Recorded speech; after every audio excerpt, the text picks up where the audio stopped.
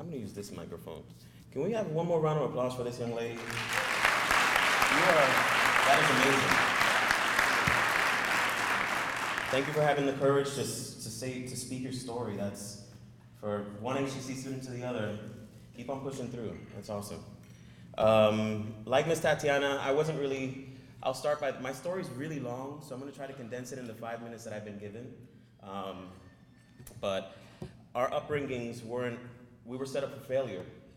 And my journey through HCC, I realized that there's a lot of us that come lost. My first job was at 13 years old. I paid the bills in my house, my mom's house. I paid the rent, I paid everything, and that was what I felt like I was a man in my house, and that's what I had to do. That's the upbringing I came in to. College wasn't a conversation in my home. College wasn't even a thought. My aspirations were to become a cashier at Walmart, and that sounds funny to some, and it's like, why so low? Why hit the bar so low? But it's because that's the only thing that was in my scope and my vision. That's the only thing that I saw as an aspiration for me to go ahead and provide for my family, because that's the mentality that I had. I needed to provide for my family.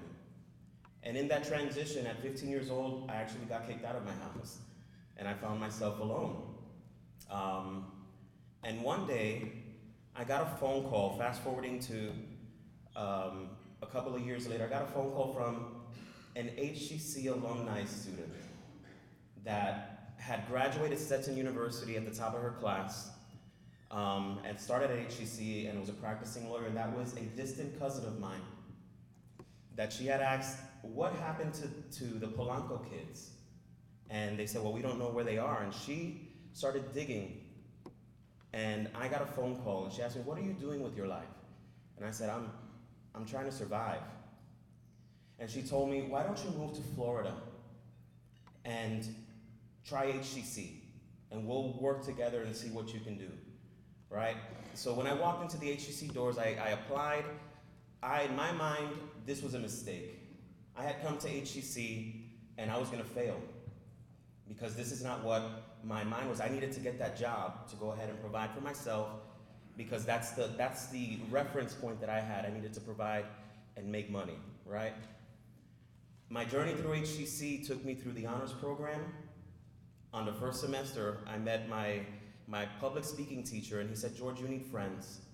And he said, I'm gonna go ahead and sign you up for the honors program. And in my mind, I'm like, I'm new to college, I haven't gone to school in so long, I'm failing. I feel like I'm failing, but you're gonna put me in the Honors Institute?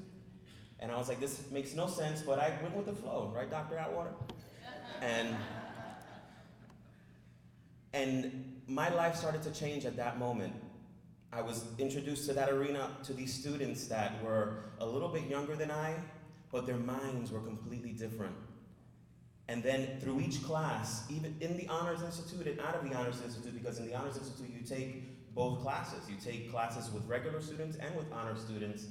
My mind began to expand. I began to change, not just academically, because academics you can study and you'll get used to it because practice makes perfect, but my perspective on life, Dr. Holmes, started to change. I started viewing the world through each class, I viewed the world differently. I viewed successes differently. I viewed George differently. I started looking above and beyond of my circumstance. And I started realizing I can do this, and I can do that. And this is something that I can grasp. And each one of my students, each one of the students around me were on that same journey, and I realized for once in my life that I was not alone, Tatiana. That all of a sudden there were people marching towards victory, marching towards a success that sometimes I still don't know what I'm gonna do in life, but I know that I'm on the right path, right? HCC changed my life, changed my perspective through mentorship. I became part of the Honors Institute. From the Honors Institute, I was able to join the Student Government Association. Just by association, all of a sudden, George, have you ever thought about the Honors Institute? And I'm happy to have my president of student government sitting here today listening to these words. Then from there, again, I gained a sense of community with the Hope Scholars and with Dr. Barry. He's somewhere here in the, there he is. Give that man a round of applause. Dr. Barry was an instrument of not only, it was faith. It was like, George, you gotta do this, you gotta do that, you gotta do that.